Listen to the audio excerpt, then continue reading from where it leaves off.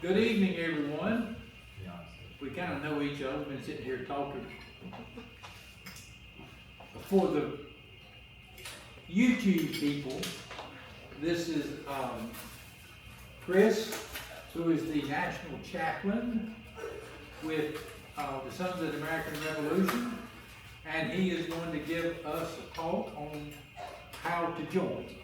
See, I've already got excited because we started going through his family, one of his applications that a cousin did, and I was able to go into our Patriot Research System, the PRS.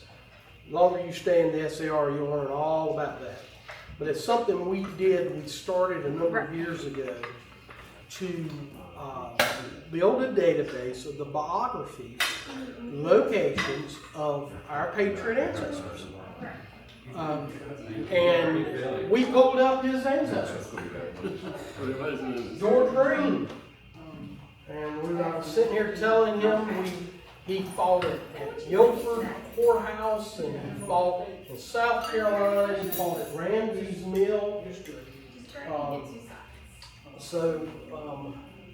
We've got your Patriot. Now we just got to fill in the blanks to connect you with this application. So his is going to be one of the easy ones. But I'm jumping ahead of myself. I wanted to start this evening, and it's good to be with y'all. I wanted to start with a little bit of show and tell regarding the SAR. So what are we? We're a national society. Well, you have your national societies, your state societies, and then you have your local chapters. But I do represent not only the Albemarle chapter, I'm president of that, and that's located up in the Finger counties, Chowan and whatnot. But I'm also a national officer, and that's one of the things. It's amazing how your friends get you in trouble. That's all I'll say. Because it wasn't too many years ago, a good friend looked at me and said, "You've been ordained." I said, "Yes." You're actively ministered? Yes. So why don't you run for chaplain general? And I said, okay. And the next thing I know, I had the current chaplain general coming up to me saying, "Do you really want to do this?" And eventually he got the words out of my mouth, "Yes, I will." And so that's how I ended up being chaplain general. But again, welcome to all of you. I know all the faces. I know a few of you. Like, I think we're all cousins of Mike Taylor. I'm not. You're not? And he's terrified of not. What are we going to do about that, Mike? But Mike, yes, they were. And I remember, I'm old enough to remember when the three ladies, my mother calls them the ladies, would all come and they would all sit at the head table. And that was on the Keel side of the family. And that's who my grandmother Keel. And but anyway, welcome. Thank you for coming out. Welcome. I'm looking forward to working with all of you, myself and some other compatriots, to get your applications filled out. I just will tell you up front, it's not hard necessarily, but sometimes we have to be patient because we have to find the documentation to link our line together. So don't get frustrated. Don't just. The way I usually tell folks, listen, we're gonna make you an associate member of our chapter, and then we'll get you in and get your application done. The SAR, to kind of give you an overview, was formed in 1876. The original name was the Sons of the Revolutionary Sires. So that's kind of how we were given birth out of that group.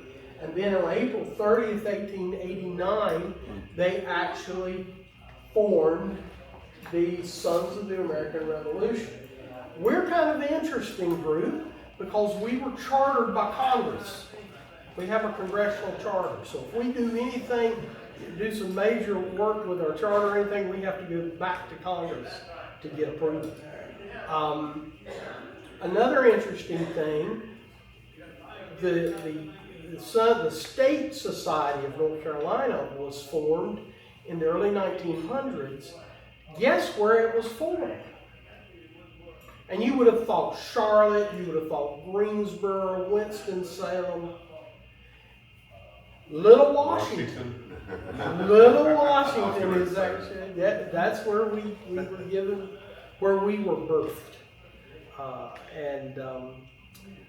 As far as the State Society, we've ebbed and flowed as far as number of chapters, but we're up to 29 chapters in the state now, which we all go, woo, that's so wonderful. Not for those of us who have to do some paperwork. And especially at the annual meeting when I have to put together all the PowerPoints and have all these folks listed. But it is great to have all these chapters and be a group that's seen in the public. Probably our biggest thing, and we'll see it in a minute, the biggest thing that people see is when we dress up and we march around and we carry our flags. Our color guard is probably our biggest thing. And listen, I've done grocery store openings, bar mitzvahs, you name it, I've done it. We're getting ready to do a baseball game. This will be the second year we've done it over in Edenton, July 3rd. We're going to be their color guard. It's their military appreciation night. So the DAR, the Daughters of the American Revolution, the chapter over there, and the chapters everywhere, they partner up. They will grab a hold, especially if we have a color guard, they'll latch onto us and drag us everywhere. So no different than your normal lives. The women drag us everywhere. It's a wonderful thing. But they are a great bunch of ladies. But we do, that's just probably our most high profile.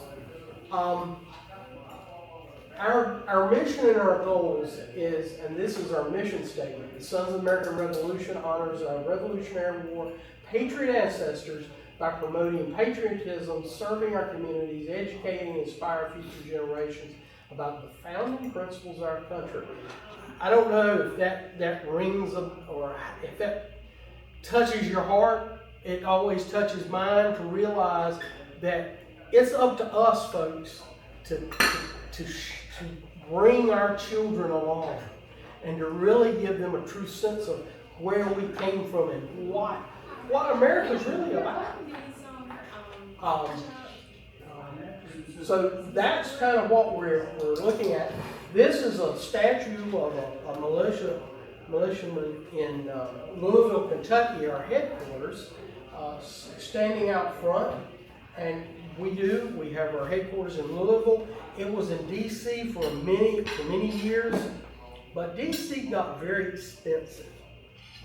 And we had a gentleman out in Louisville that said, hey, if you move to Louisville, I'll give you a free building. So that's what we did. They packed up the vans and the trucks and they moved to Louisville.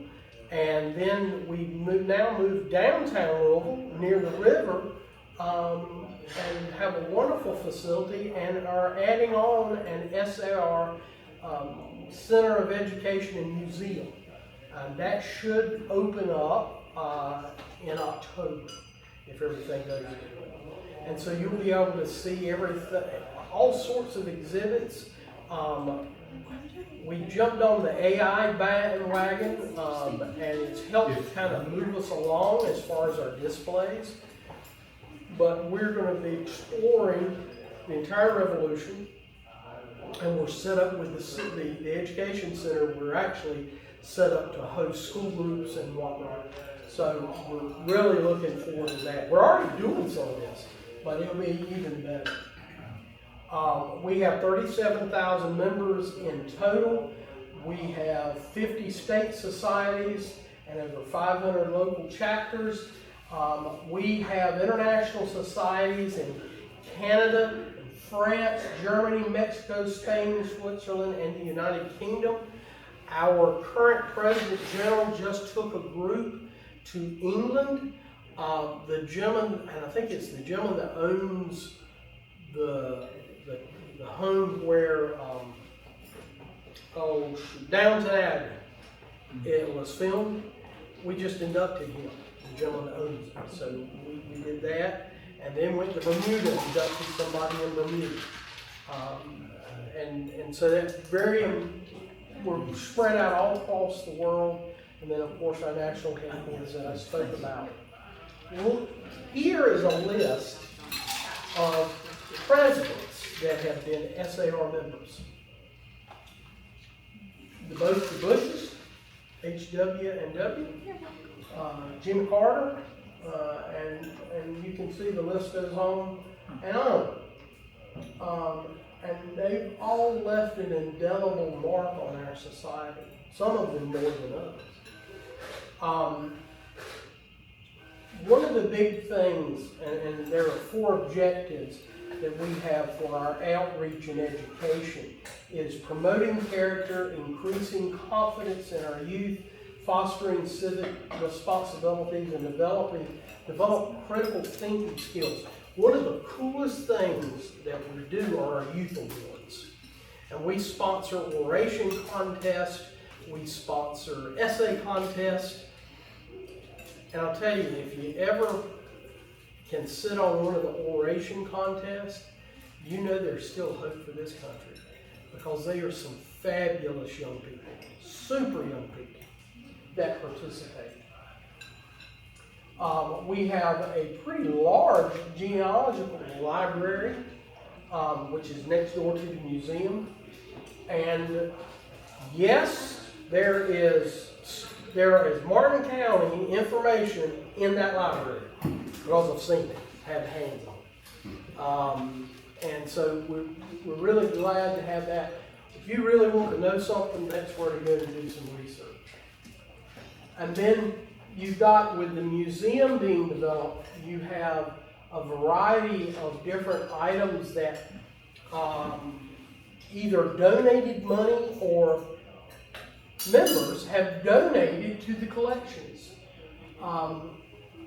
Miniature portrait of Dr. James Craik, who was George Washington's personal physician and a really close friend. We've got several different types of muskets and fowlers. We even have curlers. They've not been donated. The curlers for the ladies, we've even got some of their stuff that's in there. For me, my highlight is I've got 2 pieces in there. I've got the bleeding device that's called a scarificator, and I donated an enema syringe. Trust me.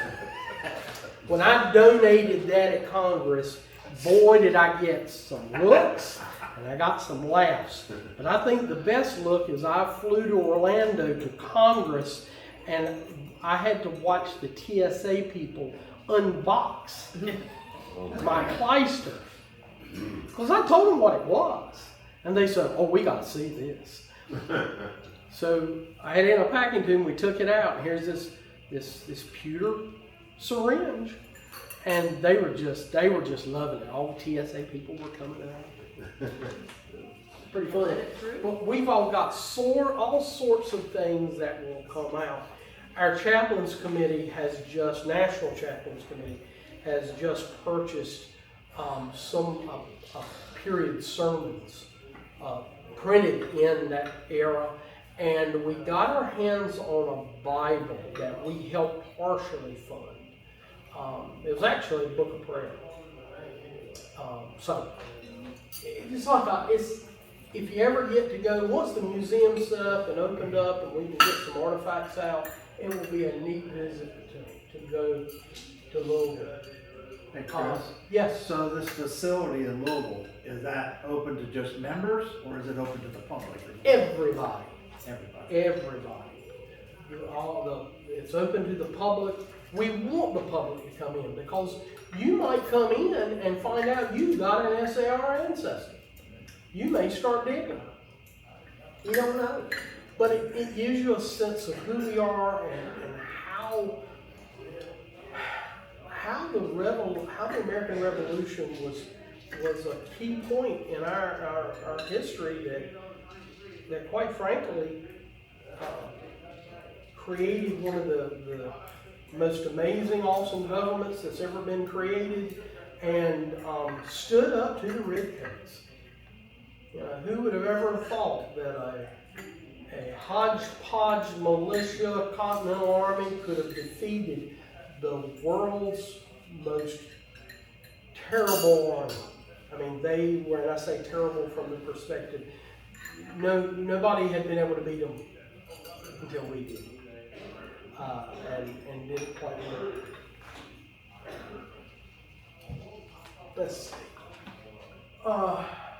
I'm not going to show the video in essence keeping us on track for the new museum. I'll show it to you another time. Our color guard members, and we're going to be working on you joining today. That's where we're headed. Now, Wayne, do you have the applications? Did you bring any of the applications? Or are we just going to email them to you? Email. We're going to email them. I have one copy, but I don't email. That's fine. What we're going to do is I'm going to email you my application. So you're actually going to be able to see an application. Now, this young man already has his. And he's almost got it halfway, well, more than halfway, more like 3/4 done, because he was able to find a cousin that had already applied to the SAR, and all we've got to do now is work on the upper half of his application. Yours is going to be easy. Good, that's what I'm here. But still be patient. Still be patient. It takes a while to get it done.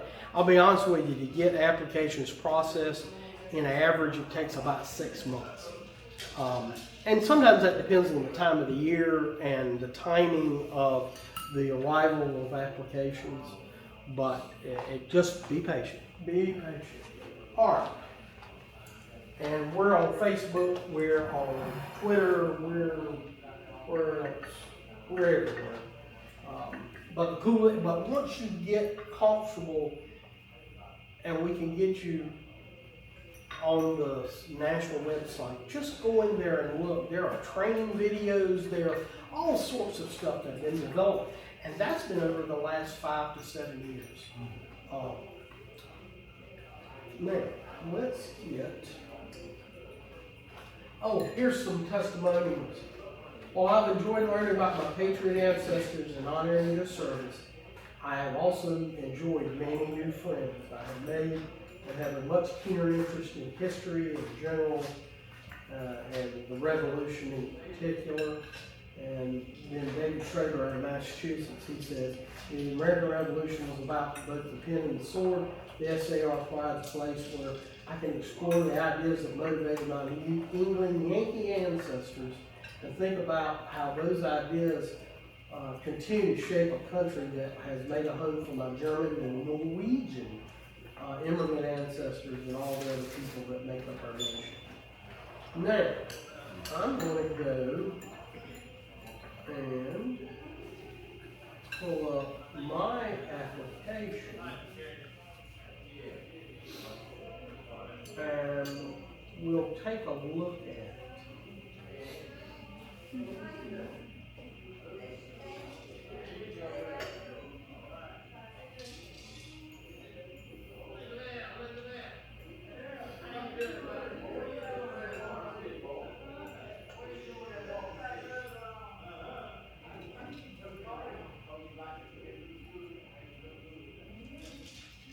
Nope. There is my application. And again, applications in general have changed We are now moving into the digital age. At least we're trying to. But we're moving to the digital age. But I think for the sake of simplicity and to give you we're going to use the application as a worksheet. The old application, the paper one, so that you can write on it, you can make notes. But then we'll go in and we'll actually key it into the system. And I'll show you that in a moment. But this is my application. And so you see, it's actually fairly straightforward. Now, luckily now, because it's digitized, it's a digital form that we fill out now. A lot of this is done for us because back when I did it, you had to put it a certain way, you had to put commas in certain places, you had to have periods, and if you didn't have it right, they'd send it back. But with this, you'll fill out the top part, you'll identify your ancestor, you'll list what he's done. One of the key things is, the first thing that I want you guys to tackle is find your Revolutionary War ancestor, okay? We're lucky here because we've got people like Mike Taylor. We've also got people like the Grimes Mayo DAR chapter who can help some of us. But then there's some that don't live around here. So that means we may have to dig a little bit. But it's not impossible to find this. Now my friend Ed Boots has found his in Bucks County, Pennsylvania. Chester County. Okay, next door. Yeah. And you've already found the pearl. I've got a few. But you've got several. I've got several. So But I'm going to pick the easiest one. yes, we will.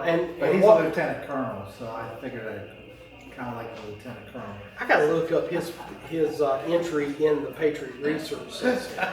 I have a general too, but he's a little bit harder to connect. So. We're gonna make that happen. We're gonna figure it out. We'll do that as your supplement. So I'll have some supplementaries. Yeah. Well, it took 2 years for me to find mine. And it was all because my grandparents and my grandfather's brothers and sisters didn't know the name of their grandparents. Mike, can you believe that? They did not know the name of their Grimes grandparents. They were just can you see? Now picture this. My Aunt Ruth was looking at me and saying, well, we just called them Grandma and Granddaddy. I got that from all 7 of them.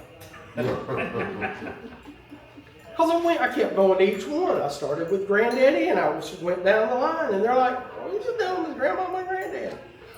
You're going to have those instances.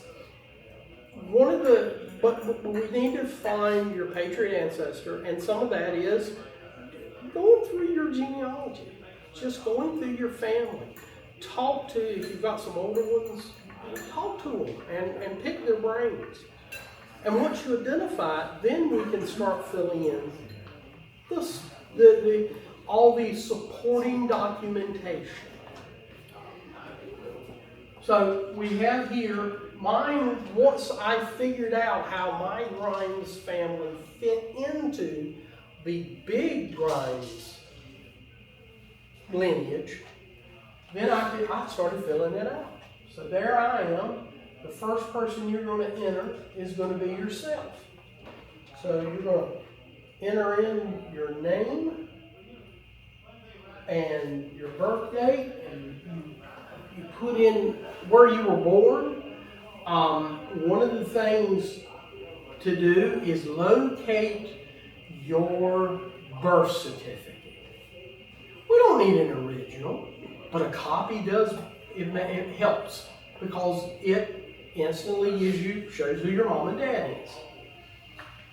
Then you get into your mom and dad. There's my mom and my dad, Ernest Wayne and Mary Virginia. And then it goes to my dad, because so I'm going through my dad's family. So the next person would be my grandfather. As you called him, Uncle Ernest. And then you fill out their information. Now, when you reach that point, you may not have, I actually did have some of their birth certificates. But if you can't find their birth certificates, you know what else works? Death certificates. In fact, death certificates work really well. So you would find their death certificate, birth certificate, whatever, and then you just follow right in and see with a death certificate, it usually names at least 2 generations. You've got 2 generations there, so that works out. And then you start getting into the trenches. Now, there are a lot of great genealogy websites out there.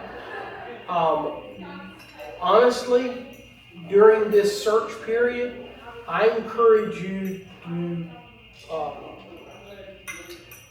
get familiar with Family Search, which is the Mormon church, and then also with Ancestry.com.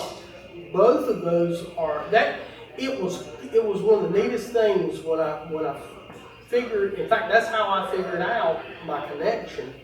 I was on Family Search and it populated. Now, let me warn you. Sometimes they're wrong, but at least it gives you a starting point. And through that, I have been able to make changes, but you're going to be looking for death certificates, birth certificates, and then wills. Wills is the other piece.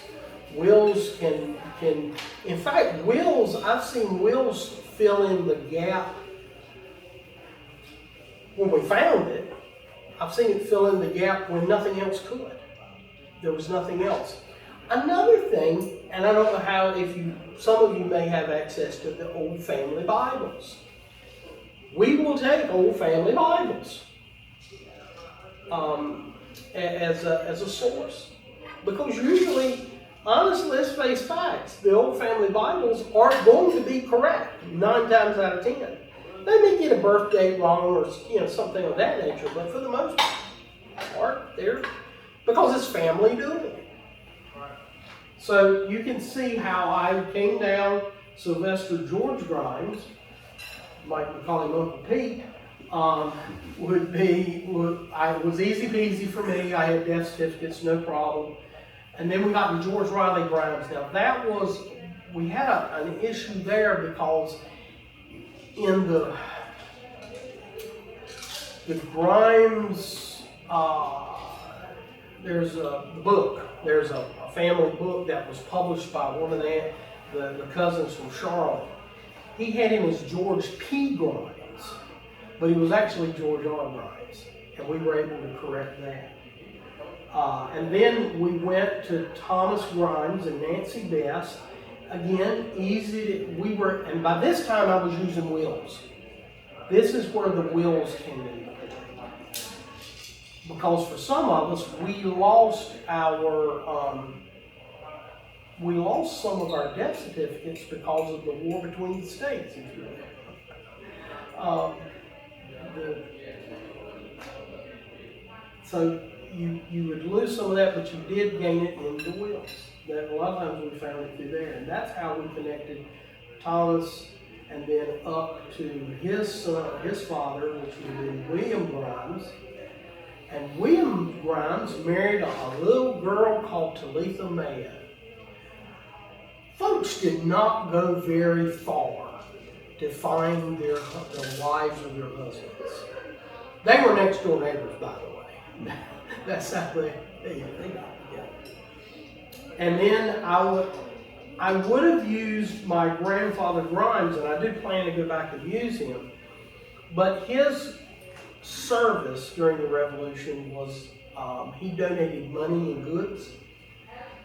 So you had to find the voucher. Now the DAR says they got my girls over Robertsonville said they've got the voucher or they found the voucher. But I haven't laid my eyes on it, so until I lay my eyes on it, the original one in Raleigh, I'm not going to put it down. I want to see the original. You don't have to do that, by the way.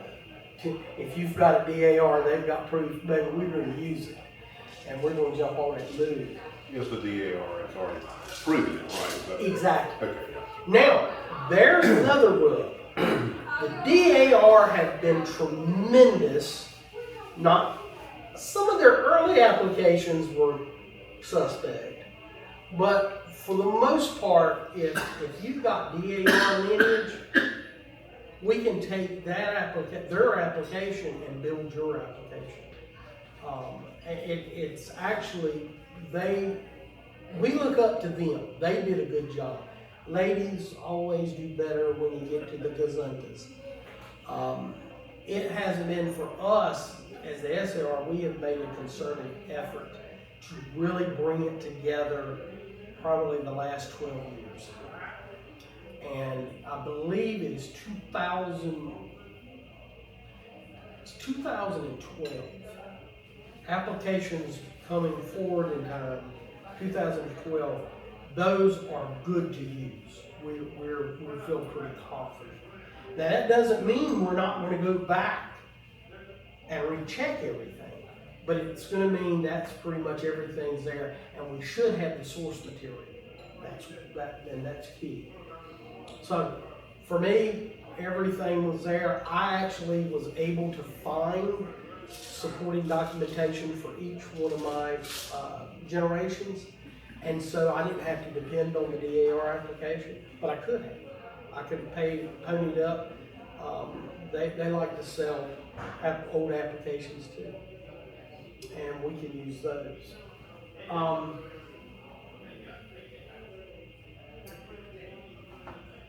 going to use you as a guinea pig. That's fine.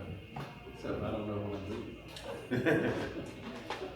Hey, listen, I'm going to tell you what my first boss man out of college told me. Even if you don't know what you're doing, look like it. Look like it. Well, I'll tell you what I've got here. Please. I got a call from a remote cousin who was a member, and he lived up in Virginia. And he said, John, you would qualify because of your kinship, all this thing through your grandmother and all this kind of stuff. He explained it all to me.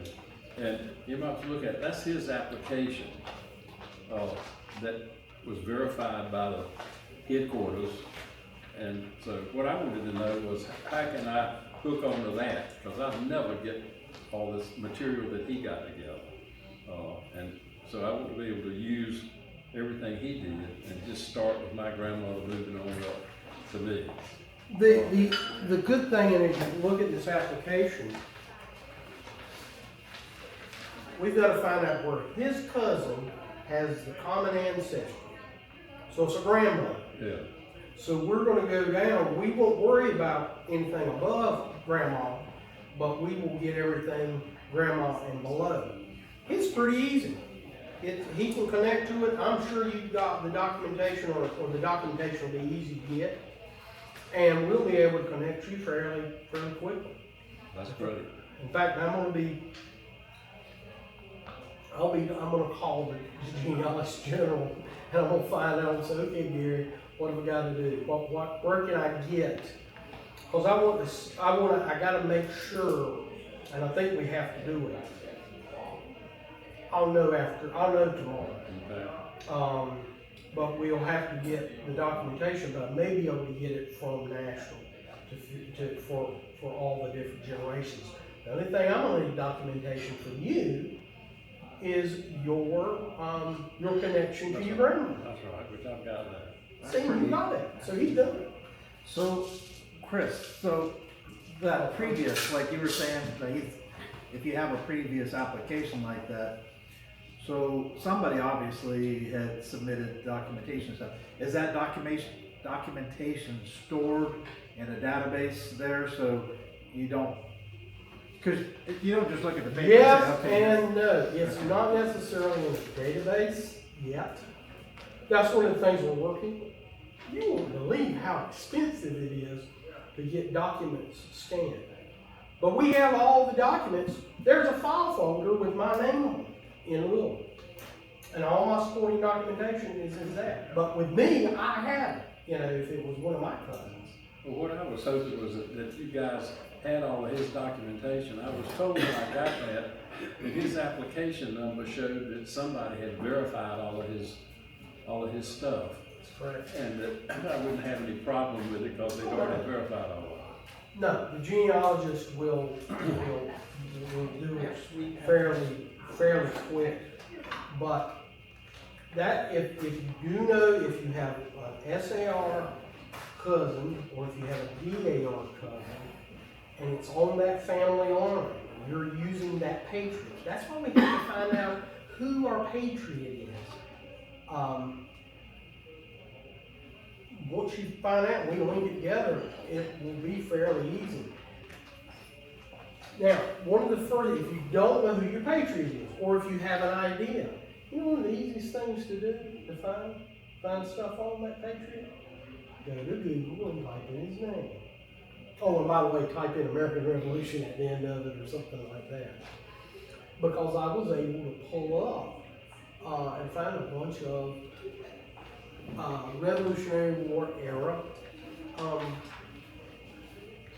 pension applications. And it's neat to read old pension applications. But if they were accepted, they are actually very easy to take that and pull the information off and prove he did what he did. For Nathan Mayo, we had it in, it was very easy here in Martin County. It wasn't a big deal there. But I dug in and I found where at the top, he actually served, I would say this, he served at Camden, but was not at the Battle of Camden. And that's Camden, South Carolina, where we got our tail whipped. Because we had some not great commanders on the Patriots out there. But I found it in a Patriot, in a pension application, where they actually fought. This guy fought with my grandfather, and this is exactly where they fought. And then I started piecing that together because I was curious. And sure enough, I followed the Martin County contingent from where they went from Camden, South Carolina, up to Charlotte, and then eventually they got to Hillsborough. And then eventually came home when their time ran out. So pension applications are very useful. In fact, and these pension applications, most of them you can find on Google, believe it or not. You can find a lot of them. Now, let me. So Chris, if your patriot was a home guard, like a militia, and never actually was in battle, but they're still a patriot, correct? Yeah. If they've done anything patriotic, anything, or like Nathan Mayo, he not only fought, but he was a magistrate. So if you were a governmental official, you're fine. You're perfectly fine. Like I said about my grandfather Grimes, he gave money and goods. If we can find a pay voucher for that, we're good to go. Or something printed, something given that shows it. Some old enough document that we can hang our hat on. We can pull that off. I was sitting here. Hold on.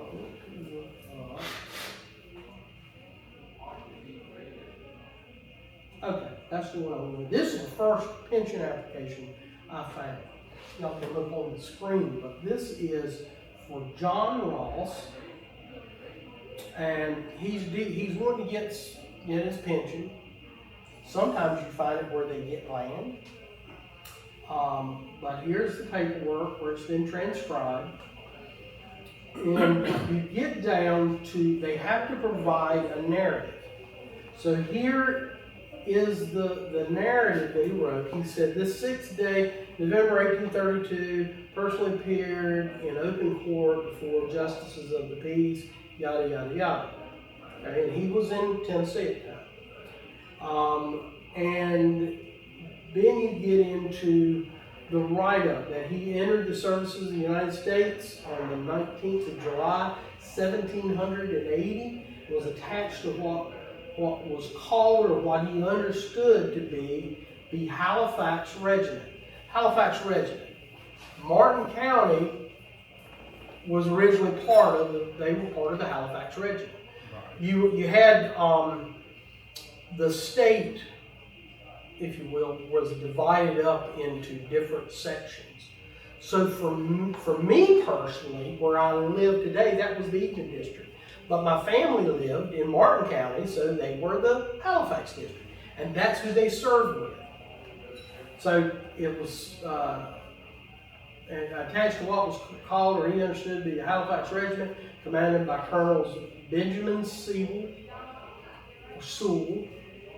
William Brickle, Lieutenant Colonel Nathan Mayo, which at the time of Camden, he was a captain. He hadn't got to the colonel yet. Captain Benjamin Wheatley, and then Jesse Cooper, who was the ensign. He carried the colors. And it talks about, he volunteered, he took the place of his uncle Nathan Ross. That was typical in the period, and sharing, and younger ones going for older ones.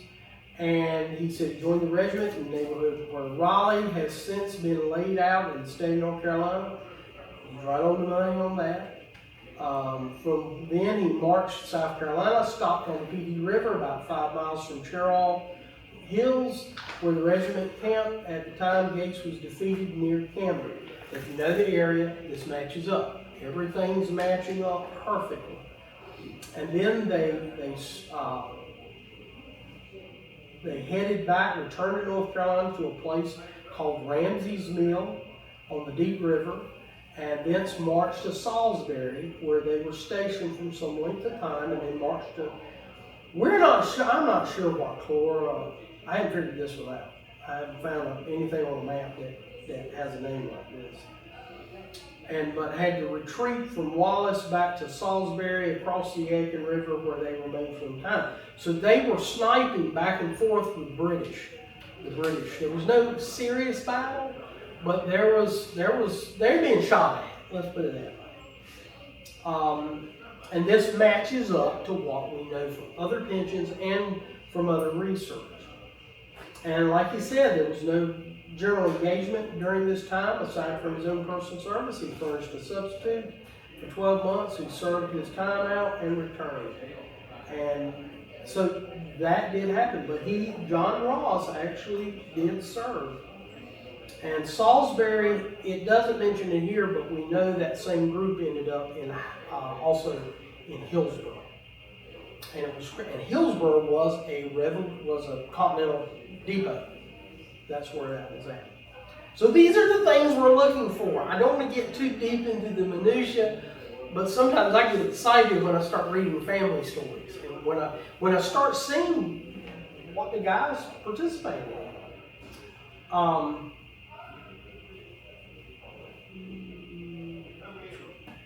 Close that. We'll go back to Hollywood. I could talk for hours, and y'all be leaving me. What questions do you guys have? I have a question about documentation. So, you mentioned birth certificates, death certificates, pension files, wills, Family Bibles. Family Bibles. But what about like local histories, where they, like a published history or census records? Census records, yes, they do tie in. When you say family histories, I'm talking a local history, like a county history. Or, yeah. Yeah, not just a history that somebody put together. I'm going to use the word that I hate to use, which is maybe, or it depends. And that's where we'll have to get the genealogist involved and let them look at it. Or actually the way it works is we do your application, we check it on the chapter level, then it goes to the state registrar. And then he goes through it, and he pokes holes in everything. And then sometimes it comes back, sometimes it doesn't. Sometimes I can just email him, or whoever's working with you can email the stuff up. And then it gets to the national level. And it goes to the genealogists, where we have a team of genealogists. And they look at they check every line. If you've noticed on yours, you notice the little check marks? Those check marks were done by the genealogists in Louisville, where they checked off and if something's not right, they'll send it back in a heartbeat.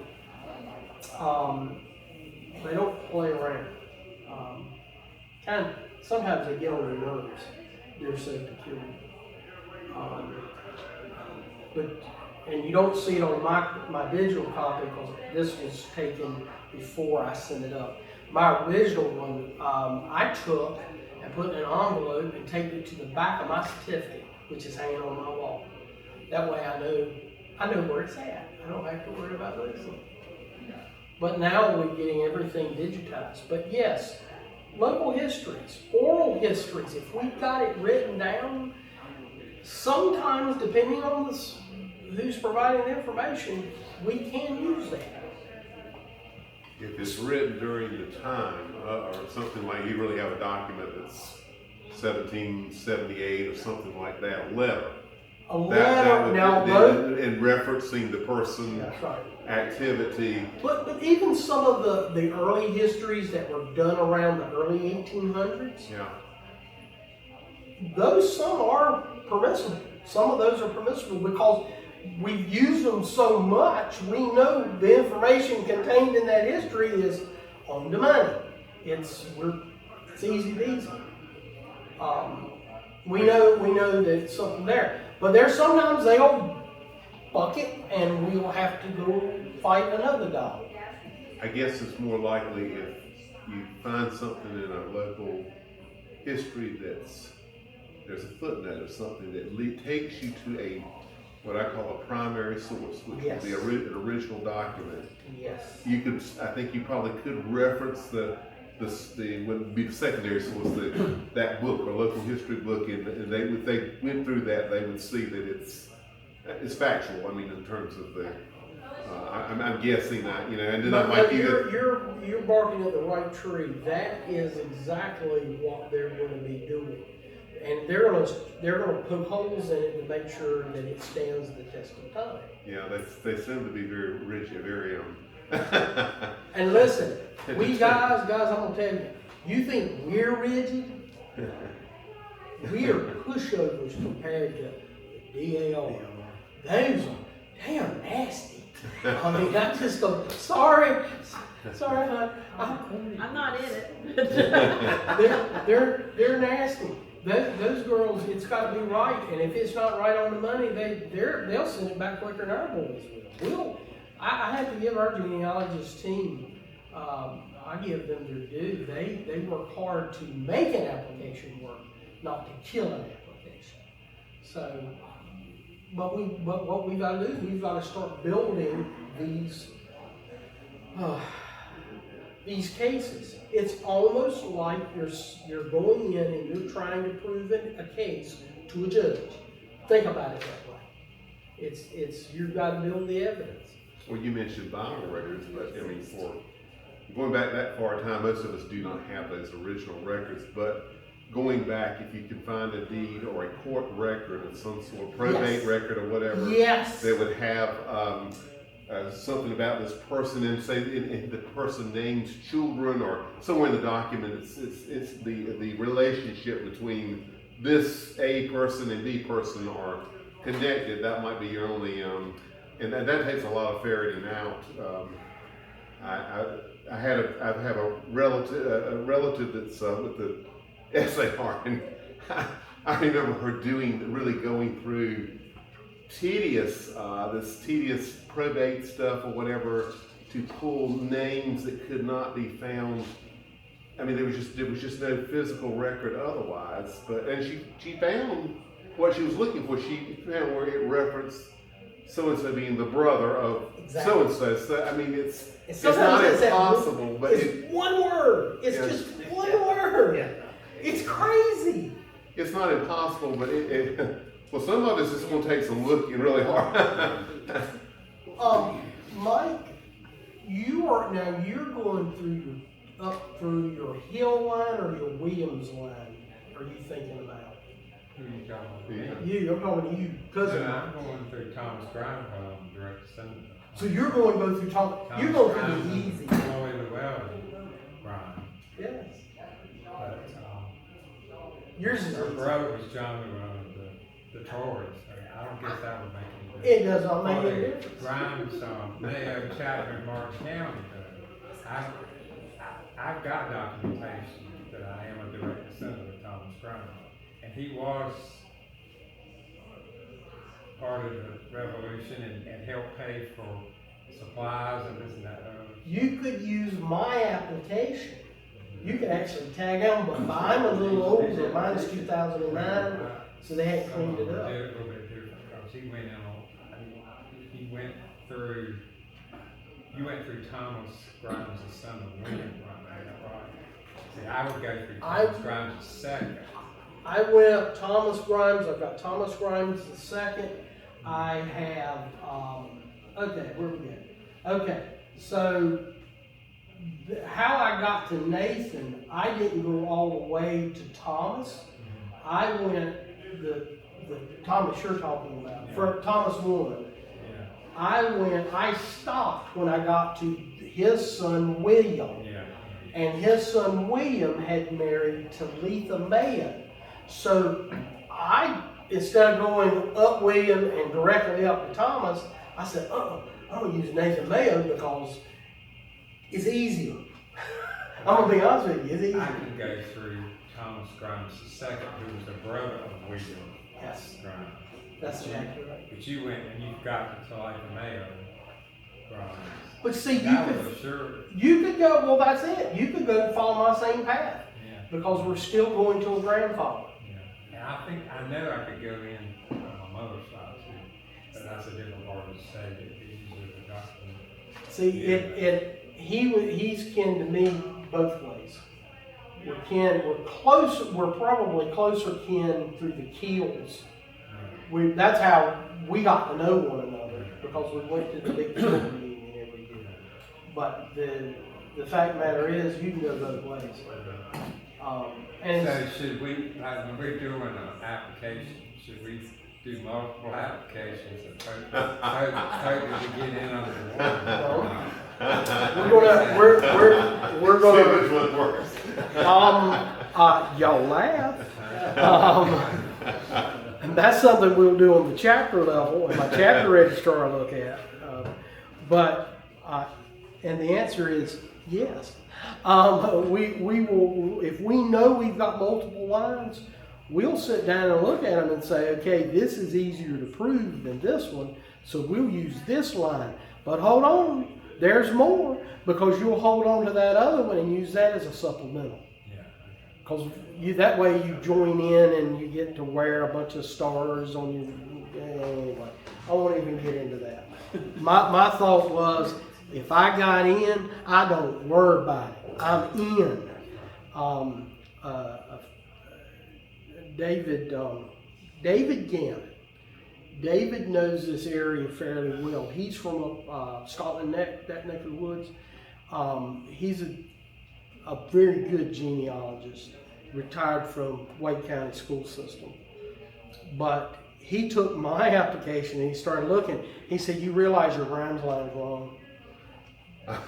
But it's right. And I said, shut up. He said, no, you're right, and you do connect directly, but it's another wife or something. So I'm gonna pull David in on, and David's gonna help us too. He doesn't know it yet, but he is. He also went in through my house line. Okay. You remember through our house line, he followed that, and we can go through that too. Yes, we can. But I'm itching to go through and get me connected to either the Hills or the Williamses. Well, we are. Yeah, you told me we were. I mean, not a direct descendant. Yeah. Well, our we're ancestor grandmother was sister to William Williams' wife, Elizabeth See, Williams. darn, we Was can't loved, use that. yes, and, their sister Martha was Mm-hmm. the mother of Whitmore Hill. So, I mean, that's I guess you call it collateral line. It is, it's collateral line. And if we were joining the Sons of the Confederate Veterans, it would pass. We would be in. But But SAR is direct. SAR direct. Direct. Gotta be direct, just like the DA. Yeah. You gotta be a grandfather. You gotta have a grandfather. Oh, it's not going through like, Like an uncle or. yeah, like you get down to this Cousin. two brothers and you try to the grandfather doesn't have anything to do with the war, but the brother does, but you can't use the brothers, you can't go into the brother. That was my first search. I was going on my dad's mother's side of the family. We were Swains. Swains out of Nantucket. There's actually a book called The Swains of Nantucket. And I was trying to follow. Now, at least with the Grimeses, they would skip a name every so often so you could tell, you did truly had a father and then there was maybe a grandson. The Swains didn't. It was John. But I went up and I couldn't find, I found my grandfather. I can't find any proof that he served. Now, do I know he served? I'm almost betting he did, because during that time period, everybody able-bodied had to serve in the militia. 16 to 62 or something like that. And so we knew that was happening. But he never showed up. But guess what I did have? I had the certificate where his brother it was his commission. It was actually his commission in the militia where he served as a captain in the Turtle County Militia. Got it. It was in the Swains of Nantucket papers. But I couldn't use him because he was collateral. He wasn't direct. And I cried and I fought. And then luckily the Grimes connection happened. And once the connection happened, it was quick. We had my application done in 2 weeks with the registrar I was working with, and bam.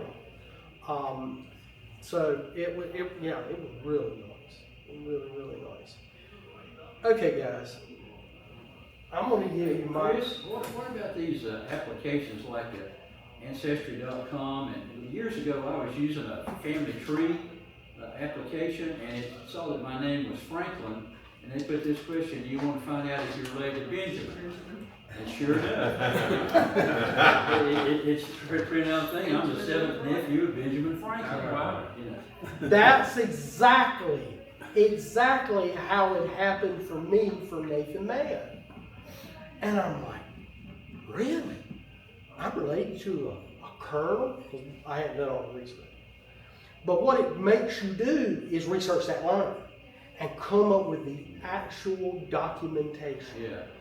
So do not throw if it populates it on Family Search or Ancestry.com, don't say, oh, I know it's not that. No. Follow the trail. It can still be worthy, but it does, you got do to need to got go to. in and Well, Ancestry.com sends me emails every once in a while about an ancestor and it's a history of the ancestors. There's a new website out, myheritage.com or something like that. I get at least one email a day saying, we found more ranches. Yeah. And I pull them up and I'm like, yeah, I know where that one is. Yeah. I'm thinking, you have not shown me anything new yet. But I haven't enjoyed it. basically to keep you interested in Yeah. doing the marketing of the. Honestly, the only one I joined and I paid money for was Ancestry.com. Yeah. I felt It's good. and I didn't have to with Family Search. Honestly, I didn't have to. I mean, I didn't have to pay them any money. They're pretty good. They're pretty easy to work with. But yes, don't rule out those those tidbits they throw out. Well, I get these marriage license and Mhm. courthouse registration, and pictures of tombstones, with their names and dates. But here's something I'll tell you about tombstones. Sometimes the tombstones are wrong. That's true. I have found in our Rams line they had a death date wrong. I found last name spelled differently in the same cemetery. They spell back then how to sound more than how. Well, I get that now, there's people misspell my name now. Coltrane's all Okay. They always want to put an E in it. They know you. Don't feel bad. I also, on my mother's side, we are Cahoons.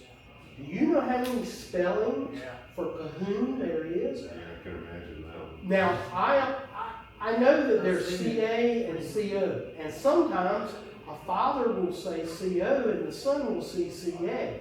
I had that actually happen because that way they could be told apart at the bank. Literally, I'm being dead serious because one was the third and one was the fourth. No, one was the junior and one was the third.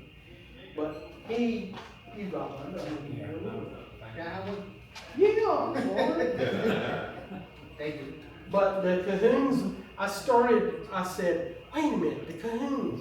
Oh, this is Scottish lineage. Oh boy, I'm gonna get my killed. And I started digging into the Cahoons, and then I saw it was almost like 5 or 6 different ways that they spell Cahoon. Because that's how the farm my family, the home place, as Mike, you've been there many times. The home place came through my Cahoon line, and I can go back. I'm the 8th generation that's lived on the farm, so it went back really to the early 1800s. And that's neat. That's something neat to know that you're on the ground with your ancestors. What's your phone number at your insurance agency here? Oh, it's 792-4150. Mike Tank. 792 what? 792, say that again. 415. Red's Coltrane.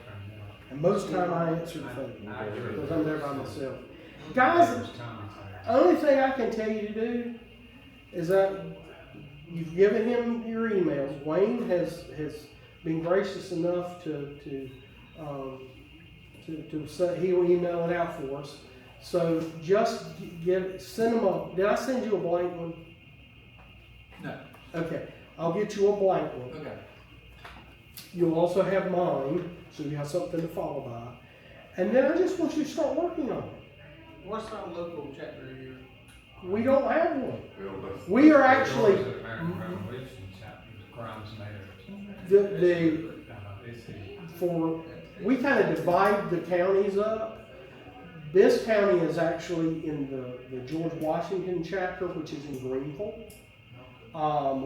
But I'm in Albemarle, so we're kind of sitting wherever. Now, if we can get up to about 14 people, and I can convince some of y'all to be officers, we can have our own chapter, and then we get to choose what to name it. You mean from like Martin County? Martin County, you can name it the Martin County chapter. Be perfectly fine. You could change it to Whitmill Hill chapter. Herringbone. No, we're gonna call it the Deadwood chapter. We're gonna call it the Deadwood chapter because I love to go either there, but I love to go to Shamrock too. Shamrock is a good place. But now, let me warn you. For the next, y'all be working on this stuff, but for the next 3 weeks, I may be grouchy, or I may be persona non grata. We are hosting the National Congress in North Carolina. I'm chair of the Congress Planning Committee and also Chaplain General, so I have a memorial service I have to run. Plus, I'm running the grave marking and commemoration that we're doing at Guilford Courthouse. We are doing, we're commemorating the 3 signers, because what are we celebrating? The 250th signing of the Declaration, adoption of it. And so we're doing that, and we're also marking 5 graves. 2 of the graves, they die as it was put in their research. They were shot, they were killed, and they were buried where they fell. So I got with the Rangers and found out where their regiment was, and went up there, and because that's one of the things we do when we mark graves, put little medallions on them or do little granite markers. We get the GPS coordinates, and that goes into our database so that we can always find that grave. And so they're very persnickety about that. In fact, I'm going tomorrow. This time of month usually is slow, and I'm going to meet with the Guilford Courthouse National Park Service tomorrow to make sure we've got all our I's dotted and all our T's crossed, and we can have a really good grave marking. I got 2 buses, I got 100 people that I know will be there, and then there are going to be other people that will join in. But those people will get to go on the Ranger-led tours that the 100 will. The ones that ride the bus and pay the big bucks, they get a tour. They actually get to run around on the bus. We're doing 5 grave markings over a week period with 5 patriots for every one. Now, one of the things we do, and I don't really care about it. In fact, I need to send him an application for it. But we love to hand, we got a lot of military guys, and we love to hand out medals. We love to do that. So they will, you go to these markings, and as long as the marking's legit and everything's fine, you go to 15 of them, you get a medal. You get your Patriot grave marking medal. And it's actually pretty neat to have it. But we've got people out west that will go. They don't have any graveyards out west with Patriots. So they're coming here and they're going to every one of the grave markings. And so they'll get their medal at the end of the day. They'll be able to apply for it. But there'll be a lot of that stuff going on. But to me, we do a memorial service for our members who have passed away in the past year. And then that evening, we do the finals of our oration contest. Folks, these kids blow me away. To think I was bagging groceries at Food Line, and these little kids are getting up there and giving orations. They put me to shame. To shame. It gives me hope. It gives me hope that our generation, as bad as we say our kids are, as dumb as sometimes statements they make, our kids aren't dumb. They just need to be taught. They need to be showed what their country's all about. Some of it the good, some of it the bad. My belief is you share the facts and let everybody make up their mind for themselves. That's my belief. And that's my story, and I'm sticking to it. Okay, I'm going to shut up now because y'all found out I like to talk. Thanks, Chris. Thank you, guys. I appreciate y'all coming out. I'm really appreciative of Wayne. Wayne after that storm, he's like, what are we going to schedule? What are we going to schedule? I said, Wayne, I got all this going on, and I finally went and I said, this date. And I didn't care, and they're having a Zoom meeting tonight, and I'm not there. I mean, I don't care. They're worried about bus routes. They're trying to figure out how they're going to get the buses to to the cemeteries and to all that. They're figuring all that out tonight. And I said, I'm not gonna be there. I have promised these guys once, and we had a storm, and quite frankly, the storm wasn't bad enough. We still could probably met. And, but we, out of abundance of caution, we didn't. And then I said, no, I'm going. I'm gonna go. In fact, he went by my office this morning, and I'm there, and I know I look like a deer with headlights in my eyes. He said, now, don't forget tonight. I said, I won't. I'm thinking, I almost did. And then he said, and I said, well, as long as we got the room, we'll be fine. But what will be on the lookout from Wayne, you will get my application, and you will get a blank application. The blank application, we're not going to actually be what we use to file your paperwork. We're going to go online and do it. And probably what we'll do is, once I can get both of us up to speed on it, then we'll divide everybody up. And I'll sit there and help key in your information. Or at least show you guys how to do it. So do we send that application back to Wayne, or do we send it to you? It don't matter, either one. But you can send it to me. You can send it to me, and what I'll do is I'll be the clearinghouse, and I can look at it. Just make sure in the email, well, if you've got copies of it already, of your proof, your documentation, go ahead and attach it to it and the email, so I'll have it, and then I can begin to work through it. And I'm telling you, I really think yours is not going to be hard to do at all. You're sure. The rest of you, there's going to be a little work. You and I have talked enough. I think yours is not going to be hard. I just got to make sure I got all the documentation right. That's going to be the key. That's the one thing I found. Documentation. See, and my Benjamin Franklin over here, I was so hoping that we could get, you were a direct descendant, and I would be like, yes, we got Ben Franklin. We'll make you general of our chapel. Oh, no. He is Dr. Franklin. We will be calling him the good doctor. Dr. Franklin. Well, Benjamin Franklin's making an appearance in Robbinsonville on July the 18th. Be sure to come out. I wish I could do for that. it's Mark Pace, the same guy that He does trained John John Penn Penn. at St. Mark's Church in Hamilton. But he's excited, and I saw where he performed in Plymouth. He did. He was at the Bear Festival. I was up in the tree, up near the maple tree across the road from the museum. I was up there.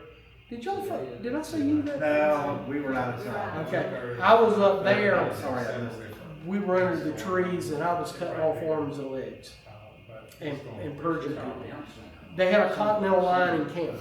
They actually had gotten some of the reenactors to come in, and they did musket demonstrations. And, some of the civilians were doing stuff, and it was cool to have it there at home, to have them there. But then I told all those guys, I said, I remember, because I was here doing it, when we used to have 300 reenactors all camped up on that hill. Oh, it was beautiful. But it was Civil War. Little different war. I went to Bennettsville a couple Saturdays ago. Did you? If you've never been to Bennettsville, you need to go. To Bentonville? Did you go up there for the cannon shoot? It was great. Usually, It was hot. Yeah, very hot. My buddy should have been in the hospital, in the Harper House. Usually that's where I get to play, either in it or around it. He and I will set up. Yeah, I saw the blood stains on the floor still, and that place is amazing. That house is the coolest. It's cool to be able to, for us guys that do reenact. It's cool to be able to do what we do in the house. But one of the coolest things is there's a blood stain in the room to your left as you walk in. That we laid one of one of our wormy friends, we laid him down in it.